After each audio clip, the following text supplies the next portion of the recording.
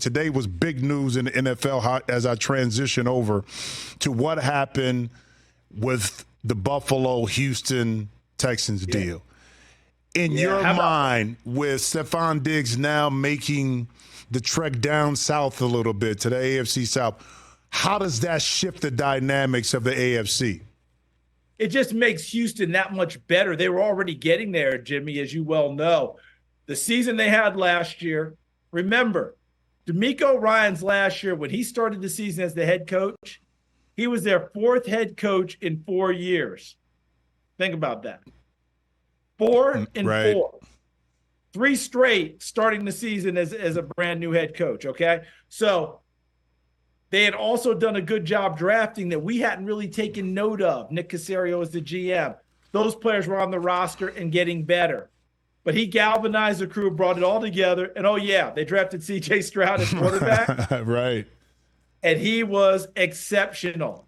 No matter how you rated him, whether you thought he's the best one coming out, the number 2 guy coming out, that's what it was. It was him and Bryce Young. However you rated him, it didn't matter. You knew he was a great talent.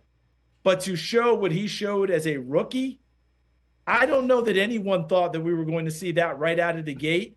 And I remember going down there, and the first time we did a Texans game, myself, Ian Eagle, Evan Washburn, and our crew, we were told by multiple people there, by veterans, that CJ Stroud could have been elected captain of the team after the second day there. They believed in him, felt it that much, and it only kept getting better. Now, Nico Collins, the wide receiver, had a breakout year last year. You get Tank Dell, the exceptional rookie, back after a broken leg. And now you're going to add in Stefon Diggs.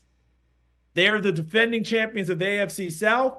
They're going to go in as the prohibitive favorites of the AFC South. But the one thing they must keep in mind, the last 2 prohibitive favorites, Tennessee, had the division locked up in midseason, blew it, lost the division 2 years ago. Last year, the prohibitive favorite was Jacksonville. Had the division locked up at midseason, blew it, didn't make the playoffs as well. Make sure you run the entire race. But right now, if you're talking about the AFC South, you're talking about Houston, and you're talking about Houston making some big noise in the playoffs because they have that type of a team. Well, speaking about CJ Stroud, you talked about the intangibles of his leadership style, his maturity.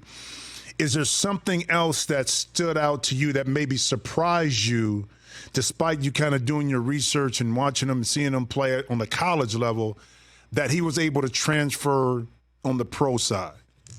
Jimmy, I think it was when you watched him in college, you didn't see as much of certain things that you would see in other quarterbacks. Were they asking him to do it? Could he do it? Was he capable? The answer turned out to be yes, and it was all there on tape in college, but you might have to look for it a little bit more.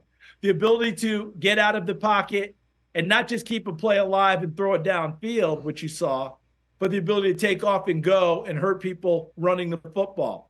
If you plugged in his Northwestern tape of his last year at Ohio State, you would see it there. The ability to make those throws and bring people back in comebacks late. Well, you weren't going to see much of that at Ohio State. The Ohio State University, because they were usually mashing people. Or many times that he had to lead big-time comebacks. We saw that ability. It was on tape.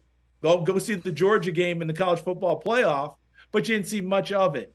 That's what we're seeing. And the interesting part is we're seeing it this year with the same types of questions from his biggest rival, as you guys would call it, that school up north, J.J. McCarthy, because he wasn't asked to do a number of things. They were mashing people, and people wonder if he can do certain things. By the way, it's all there on tape. You just have to go watch it and find it, similar to what we have with CJ Stroud.